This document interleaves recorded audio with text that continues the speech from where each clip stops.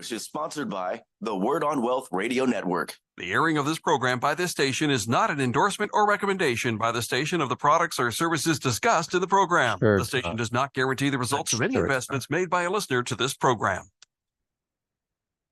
This is the Word on Wealth with Gary Quackenbush of GQ Law.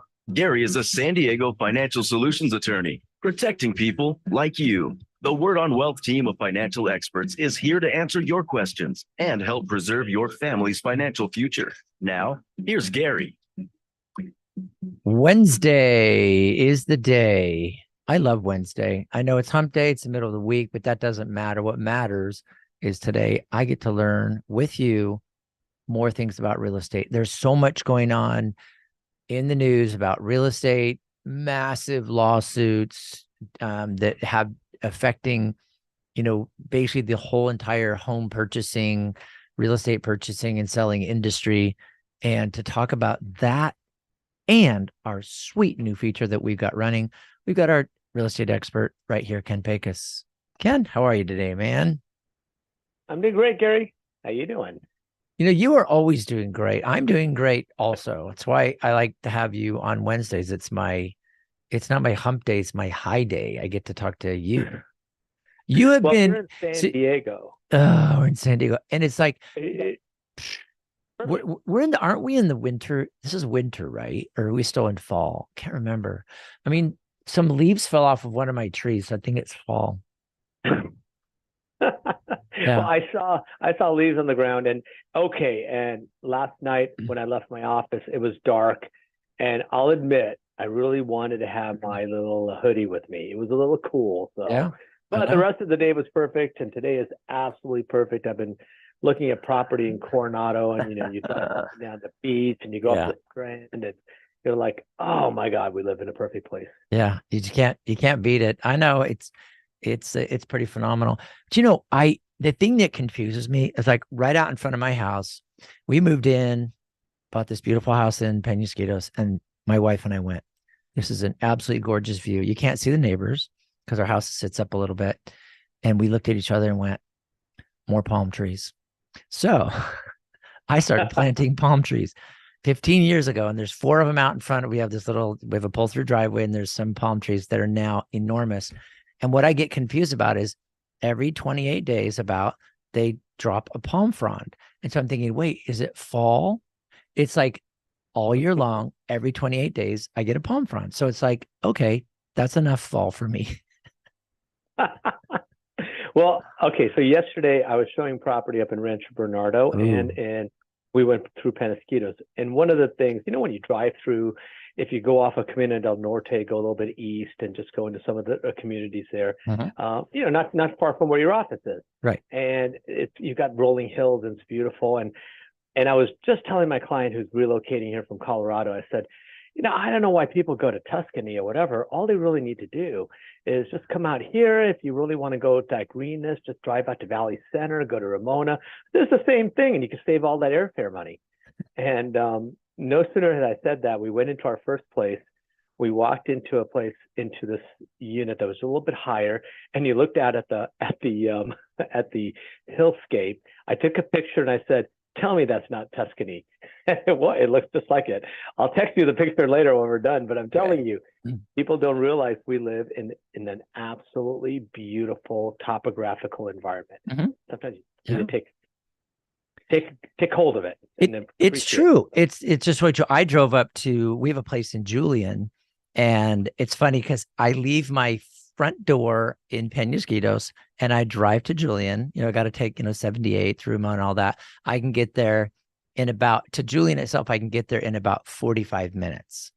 That means I've gone, all through the mountains. I mean, it takes about 15 minutes from my house to get to where now you're in trees, and you go around, you go through Ramona, get just past Ramona, and it's just trees. And it's just so gorgeous. And up there, the leaves are changing. It's just beautiful. And I'm looking at my watch. I go, I'm not even an hour from my house. I'm at 4,700 foot elevation. The town was absolutely slammed with people. So I just drive straight through and go to my property. It's up on the top of this little hill. You'd love it, Ken. It's so sweet. But I go up on the property, I look out and I go, I'm an hour from my home. And it's just, if I drive for another 45 minutes, I'm in the desert and I can look at the desert bloom. It just, I don't know. We live in the craziest place. It's just amazing. Within 2 hours, you can go to the desert. Within an hour, you can be in the mountains. And within 10 minutes, I can be on the beach. It's just lovely. Love it. All right. Well, speaking of clocks, we're way behind time. I got all Tierra this Santa. stuff to talk to you about. Okay. So you picked Tierra Santa today. Is that right? Tierra I Santa, did. the Holy Land. Okay. I think Holy Land. Or and once again, I was showing property up there, and it's the Island in the Hills, and it made me think that's a good neighborhood for us to feature, because over the years I've become a huge fan of Tierra Santa. I've sold a lot of property there, and a lot of people don't know about it. So let's talk about it. So let's talk. You don't have a lot of sales. It's just a smaller community. It's a 92124. And so, but to give you context, in the last couple of weeks, the lowest sale there was this condo. It's 3 bedroom, 3 bath. It was a townhouse, so it's 2-floor plan, almost 2,000 square feet. So there's a lot of value here, 1,940 square feet with a 2-car attached garage, and it closed escrow for $865. So that's a lot of value at $865 when you're getting almost 2,000 square feet in this townhouse. Because at $865, you go to a lot of other neighborhoods, and maybe you'll get a 1,300 square foot place or 1,400 square foot place. Yeah, that's big. 2 minutes. Yeah, so that's the low. The high was a house. There wasn't a lot of houses, but the high was a house that was almost similar size. It was 1,997 square feet, a 3 bedroom, 2 bath with a 2-car garage. The only difference is that it was a single family house on a 7,000 square foot lot, and it closed for $1,275,000. So, for getting the house, getting the land, you're going to start paying a premium. And in general, Tierra Santa goes from around the mid 700,000s, and the high number is usually about $1,800,000, $1,900,000. But the vast majority are going to sit between $1,200,000 and $1,400,000 or $1,500,000 when it comes to houses. So interesting. It's a beautiful area. I mean, that's not bad. It really isn't. That's and they're decent sized houses around there too. Go standards. So it's 1 minute. But if you're not familiar with Tierra Santa, did you know that Tierra was one of the absolute very first master plan communities of San Diego? I do. I remember when it was put together. At least I think I remember it was within my lifetime. Yeah, wasn't totally. So there's a couple of things I want to share about that, and it's the doorstep to Mission Trails Regional Park too. Okay, well now you're talking mountain bike trails. All right, Tierra Santa. So we're gonna take a quick break because Ken and I got into talking our excited things earlier on. So we are going to take a really quick break, and when we come back, we're going to talk a little bit about Tierra Santa. Have Ken kind of give us a little update on what it's like there, and then we're going to go on. We've got so many things to talk about: market conditions, general interest rate, that kind of thing. Ken is your real estate guy. 619-977-8419. 619-977-8419. Don't touch that dial. You've got questions. We've got answers. This is the Word on Wealth with Gary Quackenbush of GQ Law. Gary's here to give you peace of mind with expert estate planning, trust administration, inheritance, and probate. Call Gary to build, protect, and transfer your wealth. 855-500-TRUST. GQLaw.com. You're saving and investing for the future, and that's good. Have you ever stopped to think, where does my money actually go? This is Faith-Based Investing with Anthony Wright. Most Christians just don't understand that the money they save for retirement usually helps fund the abortion industry and other liberal anti-family causes. But did you know that with just a few minutes of your time, we can screen and clean your investments at no cost to you? It's absolutely complimentary. Just go to the website right now, download a free copy of my book, Faith-Based Investing. It's free as well. You deserve to know the truth as the investor. Then the choice is yours. You can keep doing what you're doing, or you can line up your investments and life savings with your beliefs. We are fiduciary investment advisors. You can feel good about investing with confidence. So learn more now. Go to BibleSafeInvesting.com or call me at 931-RETIRED. Your free book is waiting for you. Go to BibleSafeInvesting.com and be sure that you listen to Faith-Based Investing this weekend right here on Family Call. So, Gary, we've talked a long time about estate administration. So what is that and why is it important? Estate administration is the distribution part of estate planning. So when someone passes away and they leave money to beneficiaries, the property has to be administered. So it's like taking it from the decedent to the survivor. That's called the estate administration process. So usually you're going to have a successor trustee that's named in the trust. So have no idea what they're doing because they've never done it before. So then they call on GQ Law and we walk them step by step on how to be a successful and good successor trustee. We also do the required notifications. We notify the Department of Health Services and all the legal requirements so that they can have the estate administration done properly. We help successor trustees be successful. Call or click to request your free consultation. GQLaw.com, 855-500-TRUST. GQLaw.com. Who will you trust with the biggest financial decision of your lifetime? If you're planning to buy or sell a home in San Diego County, do what I do and work with the true San Diego real estate experts. Ken Pecus and the Pecus Group helped me and my family. They can help you. This is Gary Quackenbush of The Word on Wealth. You hear Ken every week here on The Word on Wealth. He's our expert. He's got integrity, exceptional service, deep knowledge of the San Diego, Coronado, and South Bay regions. These are just some of the reasons that Ken Pecus has completed hundreds of transactions. He manages a powerful team of professionals at the Pecus Group. From single-family attached homes to luxury high-value waterfront properties to apartment buildings, Ken Pecus is ready to help you avoid problems and costly mistakes. Learn more online at kenpecus.com. That's Ken Pecus, Pecus.com. Or call 619-977-8419. DRE number 010566969, brokered by eXp Realty. It's not unusual to use a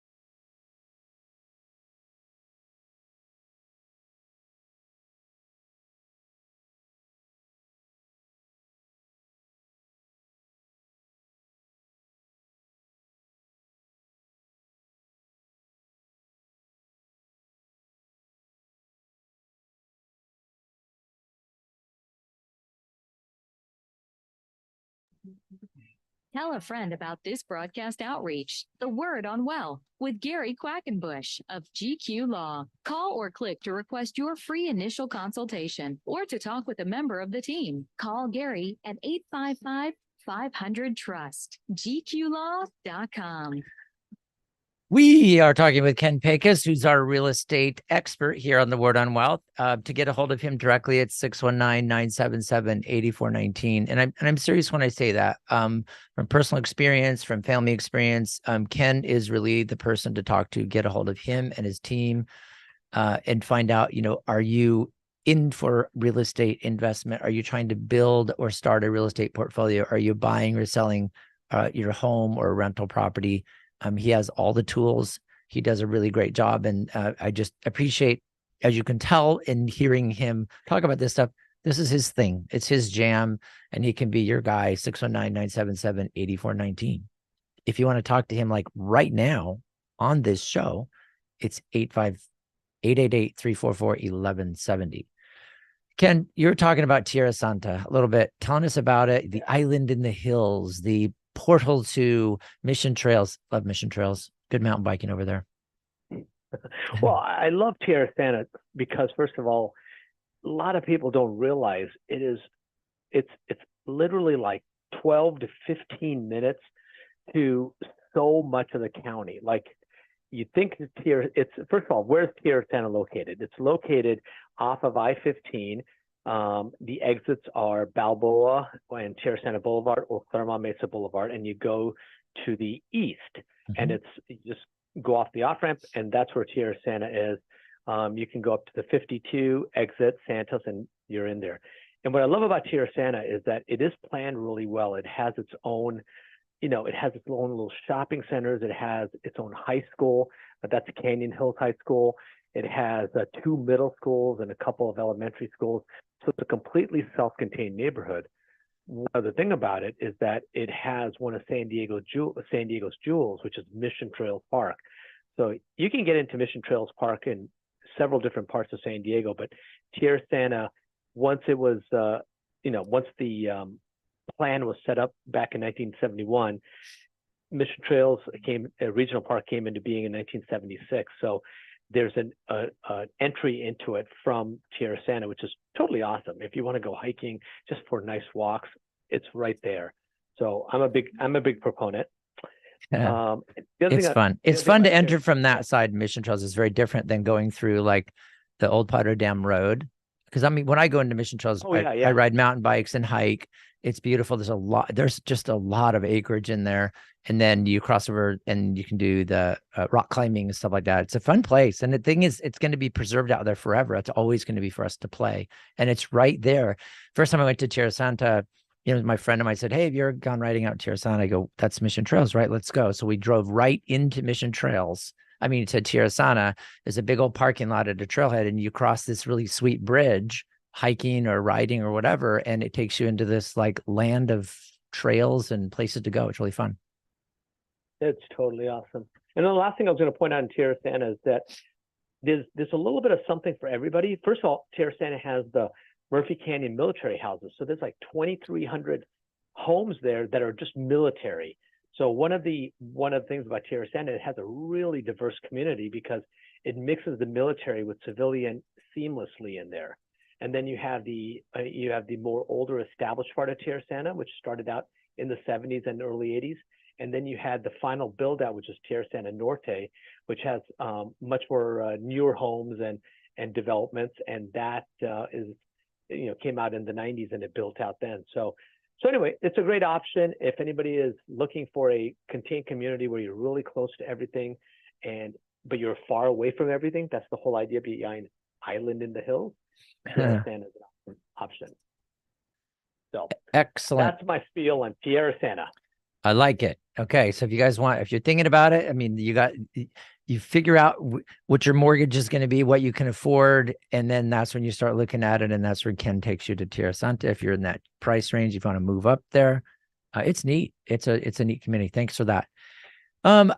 Let's follow up on I want to get some like general interest rates. I heard something this morning. Somebody said, interest rates moved down on mortgages, but talk to us about that. General market conditions, kind of, we got, Thanksgiving coming up. We got Christmas coming up. What's going to happen during the holidays? And then we can go back to I want to talk to about that big old lawsuit thing that's going on. Got it. Okay. So yeah, interest rates are very, very, encouraging. That's the right word. Encouraging right now. And that's because we're finally seeing some of the results. Everything is lagging. Everything lags. So the Fed is finally starting to see some of the results of their tightening monetary policy. And over the last, 4 or 5 months, it's just been so difficult. It's been gut-wrenching on some of these, with real estate agents and mortgage because of what's been going on. But it's starting to show that the economy is slowing down a little bit. I can't believe we're actually wanting the economy to slow, but that's what we wanted to do so that the Fed's tightening can, loosen a little bit. So I think for the first time in a very long time, since maybe a couple months, we saw interest rates take a bit of dive this week in the last week. In fact, for a while, I saw interest rates that dove like two-thirds of a whole percentage. I mean, it like went down from 7.89 and 8% to like 7.25%. Oh, great. That's a huge drop.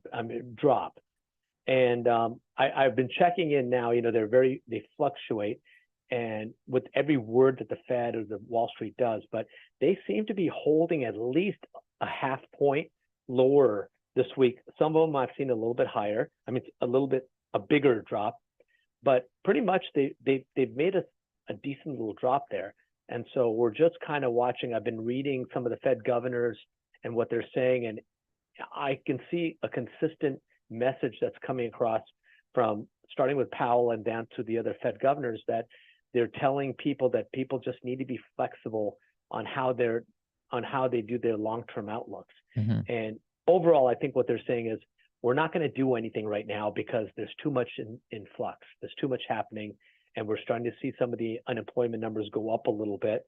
And that's the key. If they see unemployment numbers go up a little bit, that's probably what's going to hold off more drastic rates. It's probably also going to start pulling that bond market down, which it did this week, or at least last week, I should say. And I think that's also affecting the interest rates. Yeah, that's interesting. It's creating something else that I've noticed. Now, this is very early stages, but if you're out there shopping for a house, you might want to talk to your lender, whether you're going to a bank or a mortgage broker or whatever, and say, hey, I want you to start looking at and just tracking what they call the 10-year fix, the 15-year fix, and maybe the 7-year fix. Or they might say it's the 10-year, 10-year fix. So are you familiar with those rates, Gary? Have you ever seen the 10-year fixed rates? I haven't seen the 10. I have a 15. I'm at the end of it, but no, I've seen all kinds of stuff, but not the 10-year fix. That's interesting. Is it actually amortized in 10, or is it like a 10 due in 30? It's like, so I'm talking about the ones that are 10 due in 30 type of thing. Yes. So I'm starting to see a little bit of what's the right word? Spread between, because one of the things about the 30-year fixed, it's really high. And before, when we had the fixed rates being pretty high, it was a hard, you could potentially go to the 10-year due in 30s, the 10s due in 30s, or the 7 due in 30s, and you could get some interest rate relief. So it's not there yet, but I've just started to see a little bit of movement. And so I would say, if this bond market continues to do what it's doing, if the Feds continue to do nothing and just talk a little bit, we might start seeing that differential come into play again, which would give people an avenue to refinance and or buy, because then you have 7 or 10 years to kind of watch the numbers and then refinance if the market goes down, which usually people generally don't hold their houses much longer than 7 or 10 years before they want to sell. So it's not there. It's not like, hey, I'm going to go call and all of a sudden my lender is going to have a phenomenal rate for me. It's truly if you see it going out there as we get more into the holiday season, and as we see these unemployment numbers start to tick up, and we see these the bond yield stabilizing, just start watching it. If you're in the market to buy a house right now, just start watching it, is all I'm saying. And I think that's the message, Ken, that I've been getting from you, always. That's kind of your message. It's like the mortgage industry is designed to loan you money. They're not designed to withhold it or make it hard for you, anything. They're trying to figure out ways to get money into your hands so that you can get into real property. That's how the market operates. That's what they want to do. So that's when you start to see these different, programs out there. And, is it for you? Is it permanent? I mean, none of this stuff is permanent. It's, they say it's fixed, but it's permanent. You can refinance in or out of different things. I think that's very, very interesting. We, on Tuesdays, I have Shane Sletter that talks about home equity conversion mortgages or even reverse purchases. And it's interesting. They're seeing a lot of flexibility with those too. People that are, old enough to qualify for a reverse mortgage and actually purchasing with a reverse mortgage where the rates are coming down on those also. So I think, I like what you're saying is kind of stay in the market. I mean, if you need to buy, you need to sell, then you need to kind of keep yourself in the market to keep watching. Yeah, and Fannie Mae just announced, and a lot of lenders have announced it there, and maybe Shane's done that too, about the 5% down if you're going to buy 2 to 4 units and you're going to own or occupy it. Up until this time, you Whoa. couldn't get a conventional loan doing that. You would have to go like FHA or VA. But now you can get a conventional loan if you're going to own or occupy. You can get it as low as 5% down because Fannie Mae has approved that. So that's a big, big addition to the Oh, market. that's huge. Yeah, on a 2 to 4 unit property. That's interesting. We'll talk about that a little bit more. We're going to take a real quick break here. Ken's number to get a hold of him so you can have your direct conversation with him, your free initial consultation and real estate review, 619-977-8419. If you want to see some of the beautiful properties that Ken's got, it's for sale. Go to Ken Pecus, Pecus, kenpecus.com. You All don't right. need to know everything. You just need to know where to find answers you can trust when you need them. Welcome to the Word on Wealth with Gary Quackenbush. We're here to help you build, protect, and transfer everything you've worked hard for with expert estate planning, trust administration, inheritance, and probate. Call Gary and the team at gqlaw.com, 855-500-TRUST. Have today's economic conditions and high inflation made it difficult for you in retirement? Hi, I'm Shane Sletter, the mortgage advisor on the Word on Wealth. You hear me with Gary Quackenbush, answering your questions every Tuesday at 2 p.m. For over 20 years in San Diego, I've specialized in home financing solutions for seniors as they get older and their families. If you qualify, a reverse mortgage allows you to convert part of your home equity into either a lump sum, line of credit, or much needed monthly income. You're insured and protected against ever owing more than the value of your home. And you don't have to sell your home, give up title, or get new conventional mortgage financing with monthly payments. The program is designed to make it easier for seniors to qualify. I will walk you through every step of the process. To receive a free reverse mortgage guide by mail, text REVERSE to 858-683-1716, or give me a call on my direct number, 858-683-1716. Licensed with the state of California. NMLS ID number 239958. DRE number 01174642.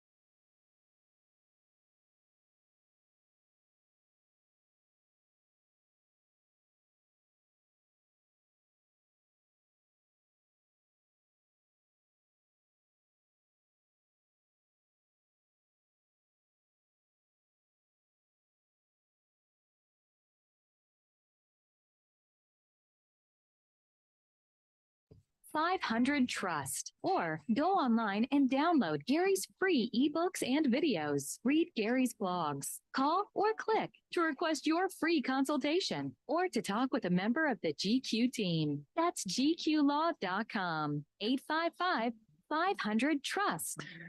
All right, Ken, the question I had as a follow-up to our discussion is the interest rates are getting better. There's some options that may be coming in. The loans where it's amortized over 30 years, but then it's fixed for 7, 10, or 15.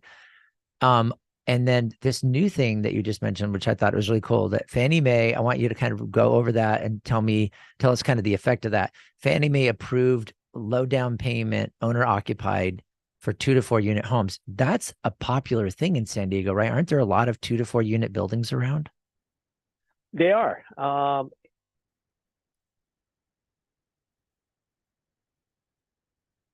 You just don't want to talk about it because we have technical difficulties.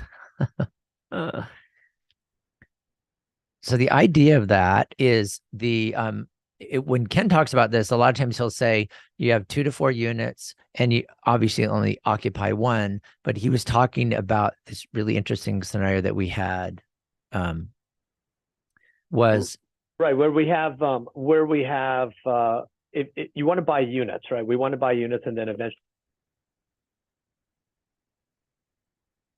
we buy whatever, but always to get in is tough in multi-units. You generally always need 20% to 25% unless you are a vet and can use your VA, or unless you could like go through an FHA style mortgage.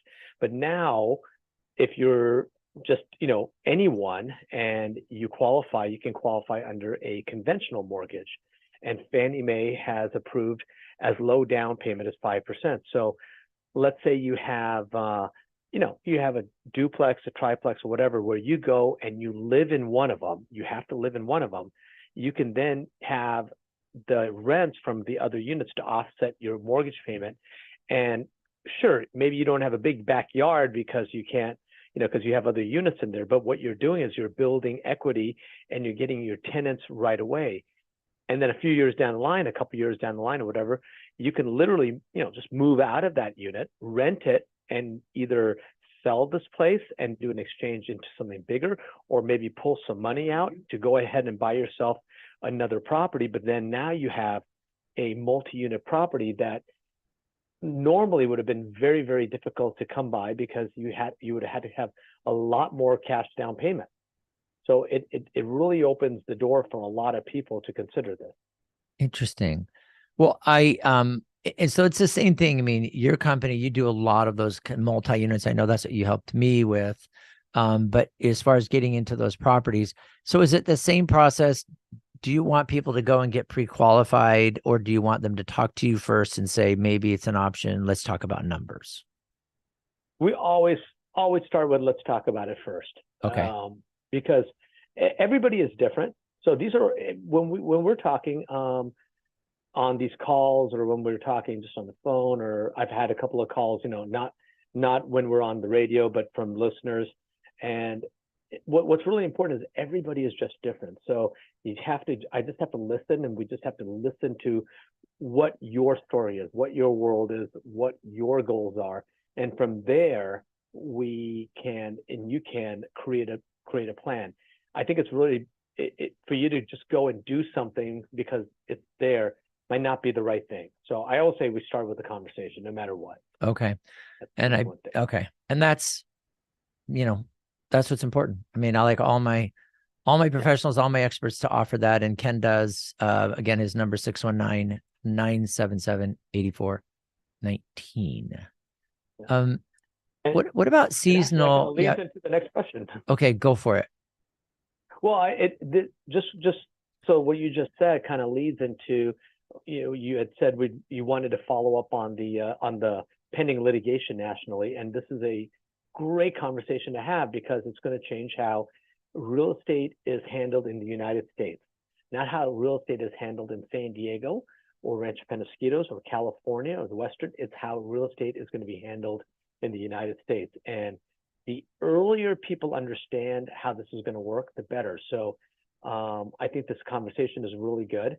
I think the litigation in the long run will be really good. In the short run, it's very painful for a lot of people, but it's going to weed out what doesn't need to be there, in my opinion. That's what I think. Okay. Okay. So last week we talked about how a jury handed down a huge $1.8 billion and then treble damages, so taking it over $5 billion to a seller. I mean, to a class action group of sellers against real estate companies and the National Association of Realtors. So we've had now a week to start to absorb that. Every association across the country, every brokerage across the country has been, considering what is this going to happen? What's going to change about it? It's going to take years for the appeals to go, but there is no real estate company and no association that's not going to be making changes much more rapidly, because they're not going to wait to see how the appeal happens before the way we do business is. And no sooner had that litigation judgment come down, that those same people then launched a much bigger lawsuit against a lot more real estate companies nationally, but it was on the same clause. Okay, it was like literally 1 hour after that judgment came down, they filed a second lawsuit. But now, a day later, an even larger lawsuit was filed, and this time not on behalf of the home sellers, it was filed on behalf of home buyers everywhere. And they named two classes that they're trying to get class status on. One is the United States, all people in the United States, and number two is an actual damaged class. And so you can tell these are, and these, by the way, are not the same attorneys, and they're not the same plaintiffs. So this is done on the opposite side. The first lawsuit saying is, hey, you're screwing the sellers over. This lawsuit is saying, hey, you're screwing the buyers over. And we're like, oh gosh. Wow. Let's jump in. There's money there. Let's go take that. Let's go after that money or whatever. But they're going to be, okay, let's just put aside my personal view on the motives of the actual litigants and attorneys. And let's just take it down. Let's take it down to what's going to happen, because I think there was a lot of reason why this happened, and there's going to be systemic changes in the way we buy and sell a property. And it's going to affect, each party thinks it's affecting them individually, but it's going to affect both parties, meaning the buyers and the sellers, how we're going to do it. It's going to affect lenders, and it's going to affect the consumer, how they view it, and it's certainly going to affect the real estate industry. And so let's start from ground zero here, right? Okay. Generally, when you go, if you're somebody who wants to list a property, you go and interview multiple agents to list your property, correct? Yep. And then once you've gone through your interview process, or perhaps you've been referred to somebody, or perhaps you heard a really great radio show where you really trust this really great estate attorney who tells you to list with a great guy. Maybe that's how you get your person, whichever way it is. Exactly. Well, I mean, that's what I say. I just go by personal experience. Yeah, call Ken for sure. Yeah. So whichever way it is, you connect with the agent, you sign a listing contract for a certain amount of time, and as an agent, you've made commitments to your seller. As a seller, you also make a commitment to the agent in terms of 2 minutes available and where you're at. There's a meeting of the minds, and you go forward to try to successfully sell that house. And that's how it works. But when it comes to a buyer, it's been slightly different all along. You might get referred to an agent, you might find an agent, whatever, but the majority of buyers and agents don't sign a contract. They just go start looking at property. Okay. This is even though for, I would say, the last 2 decades, there's been a vehicle present called a buyer-broker agreement that the National Association of Realtors, the California Association of Realtors, almost every real estate company has absolutely encouraged and endorsed their agents to enter into a buyer-broker agreement with their clients. but the vast majority of agents have not done that. Yourself included, okay? Myself included. And the reason behind that, the reason a lot of us agents don't do that is because we put it, we meet people. For me, I do it because I haven't done it because I have a sense of security that, when somebody wants to work with me, they're going to work with me. If they don't want to work with me, they don't have to work with me. So I'm like, I've always been that kind of method, but there's 35 seconds. No reason for that buyer broker agreement. And that buyer broker agreement's function is to ensure the correct compensation to the agent for the correct services that are being offered. Okay, so this is all part of these two lawsuits, and Ken and I are discussing that now. We're going to go right to the top of the hour. If you have questions, the number's 888-344-1170. And coming up next, we're going to kind of do a wrap up on the lawsuits, how it's going to affect our buying and selling in the future in real property.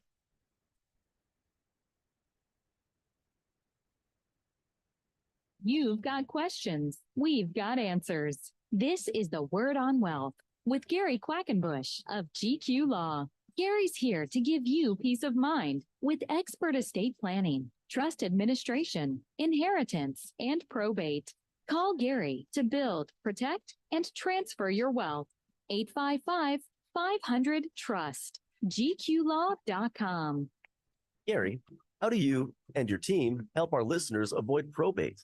Well, first of all, probate is a process that involves attorneys, judges, and sometimes contesting parties. And so we try to avoid probate at pretty much all costs. The way we do that is setting up living trusts, setting up properly documented wills, putting the property like houses, cars, bank accounts in that trust so that it avoids probate. Probate is only necessary if the estate plan isn't set up quite right. So we help them get it set up right. And mainly that's done through a properly created living trust. Call Gary and the team at GQ Law, 855-500-TRUST, or go online and download Gary's free ebooks and videos. Read Gary's blogs. Call or click to request your free initial consultation. GQlaw.com, 855-500-TRUST. Sorry about that, Gary. I got distracted.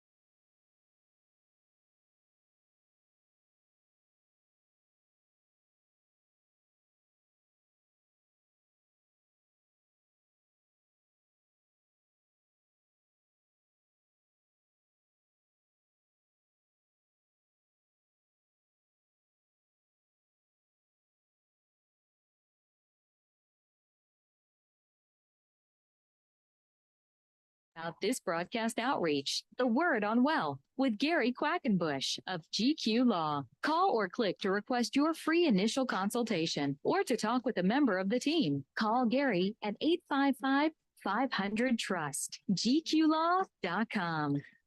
All right. If you want any questions answered regarding your real estate, buying, selling, thinking about it, 619-977-8419. Go to kenpecus.com. P-E-C-U-S, kenpecus.com. We're going to finish up our discussion here with Ken. We're talking about this massive lawsuit. There's a big one that was filed. There's a $5.8 billion judgment handed down against the big agencies, real estate companies.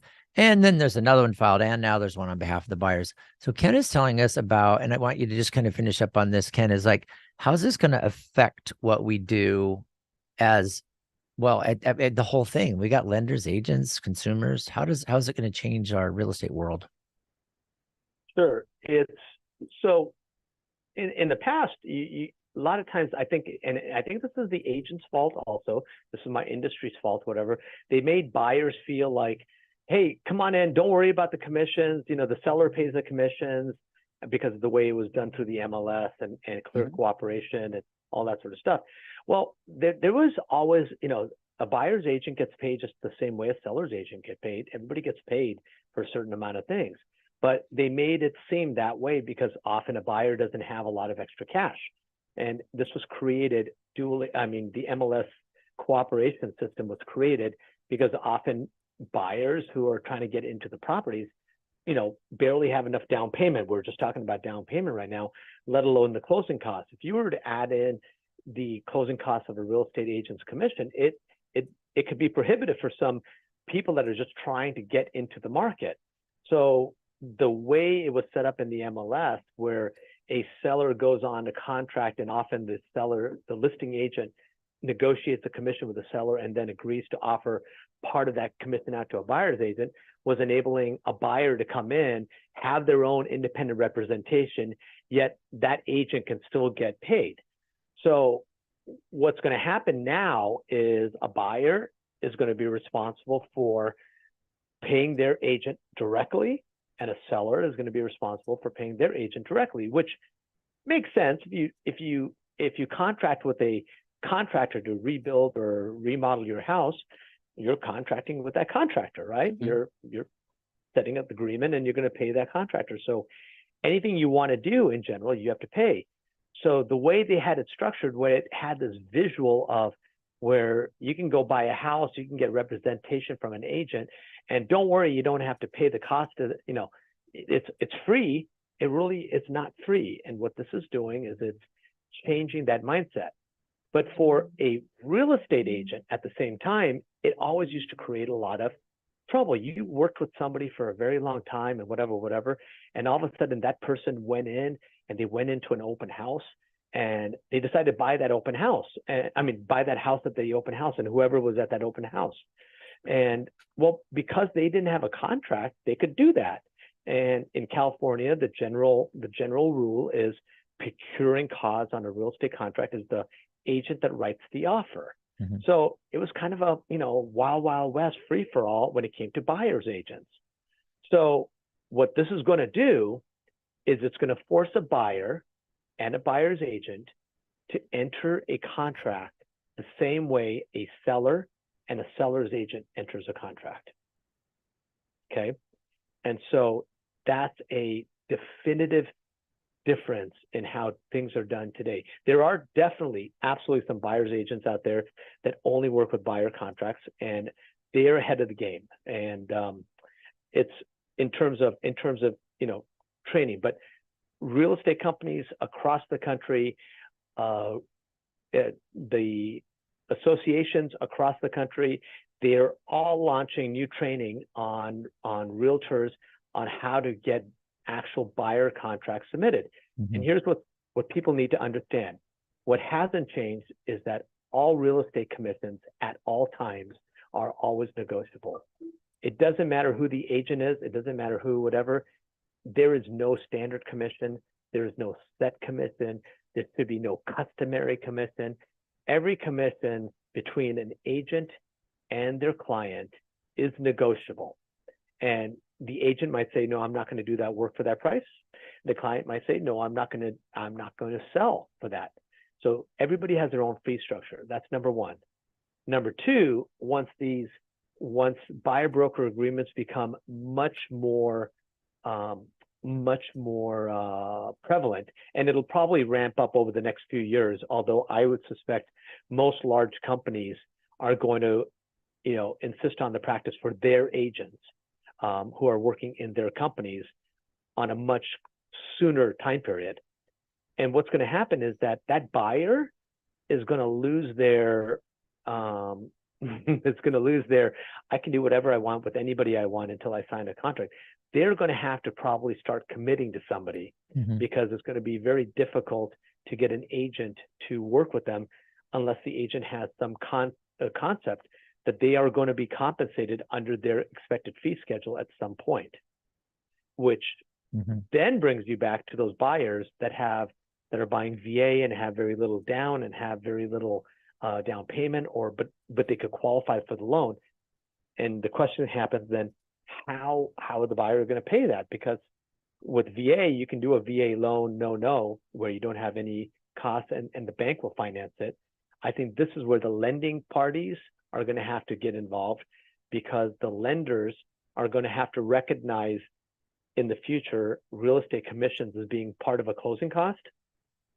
And so that they're going to have to be able to either finance those closing costs as part of the loan, like a funding fee, or they're going to be able to negotiate as a part of a deal and have the seller credit back the buyer a certain amount of money so that towards closing costs, and then the buyer can use that money in closing costs to pay the agent. Or the buyer just goes directly to the seller and the listing agent, but then you gotta understand you're going to be at a disadvantage in that negotiation. So, you know, what NAR did and what the associations have done is they've actually tried to make real estate purchasing much more available to the vast majority of the population. But in doing so, they've created these situations which are being either rightly or wrongly misconstrued and now going to court and being decided by a bunch of people that don't really understand, you know, how the financial system of this works. And it's just going to cause everybody to have to, in my opinion, it's not actually going to be paying less. I think they're going to end up paying more. And I think the people that are going to end up doing well, if you're being perfectly honest, are going to be the most qualified real estate professionals that know what they're doing, because they're going to have to sit down, they're going to have to engage in contracts, they're going to have to sell their value in order to get somebody to sign a contract with them, both on the seller side and on the buyer side. And that is a dramatic difference than how we currently do business across the country. That's very interesting. I get totally what you're saying. I've always been, I'm always the guy. I want to meet the agent. I want to talk about commissions. I'm going to negotiate. And that's what I've, been successful in doing. And then I feel that I've got, somebody's got my back. I've never been a big fan. Well, that's an understatement, of the dual commission where the agent represents both sides. Cause how can you represent both sides of opposing parties? But I think what lawsuits like this are attempting to do is trying to kind of level the playing field so that you have consumers you have access to the same thing. All consumers have access to the same thing, whether you're a commercial consumer or, a personal individual consumer.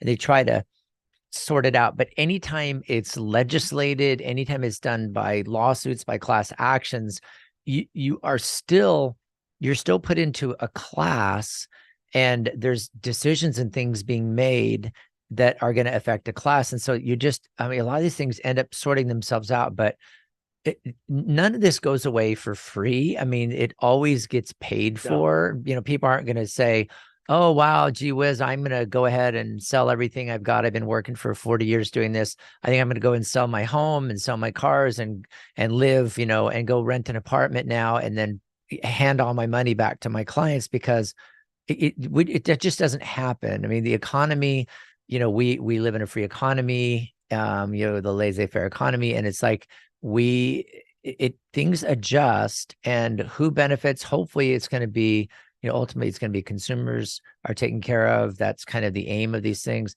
I'm always really leery of class action lawsuits, just because they only get done when there's massive amounts of money available to pay law firms and stuff like that. And that's why you get into the numbers of the billions. And it's all, these industries. It's interesting that it's nationwide. So I think it's going to probably just kind of pull the reins back. But our good agents, the people that really know what they're doing, that are very professional, that are excellent at what they do, in the long run, it's not going to affect them. The excellent agents are still excellent.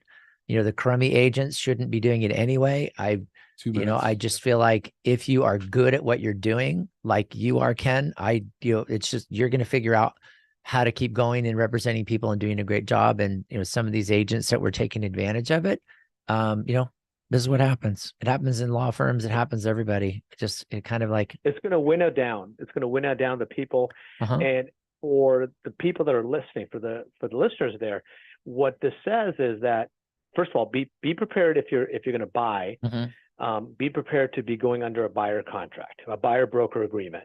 And they're fine. It's just like if you're a listing agreement, but it outlines responsibility. It protects you as a buyer also, and keeps the responsibility, the fiduciary responsibility of the agent right there in ink. It's right there. So now everybody knows what they're doing. So it's not a bad thing in any way. But before people sign contracts like that, what I think the consumer is going to 1 minute. is they're going to start doing a little more research. They're going to do a little more, as opposed to saying, well, if you find a house for me, sure, I'll buy it through you. That's what a lot of people say. And so it's like, no, now you take stock of what you need to do and make sure you interview and you understand who you're working with as a buyer's agent. Excellent. Ken, as always, I just think, the information you provide to our Word on Wealth listeners is just invaluable. And I know I've had a lot of compliments directed towards you where people say, we really like Ken and what he explains, and he makes difficult concepts seem simple. I want you guys go to Ken's website, Ken Pecus, P-E-C-U-S, kenpecus.com. Give him a call to find out how he can help you with your real estate needs. 619-977-8419. Ken, thanks a ton. Enjoy the rest of your week, and I'll talk to you next Wednesday here on the Word on Wealth. Thanks, Ken. I'll see you next week, Gary. All right. Thanks, everybody. Talk to you tomorrow with Anthony Wright.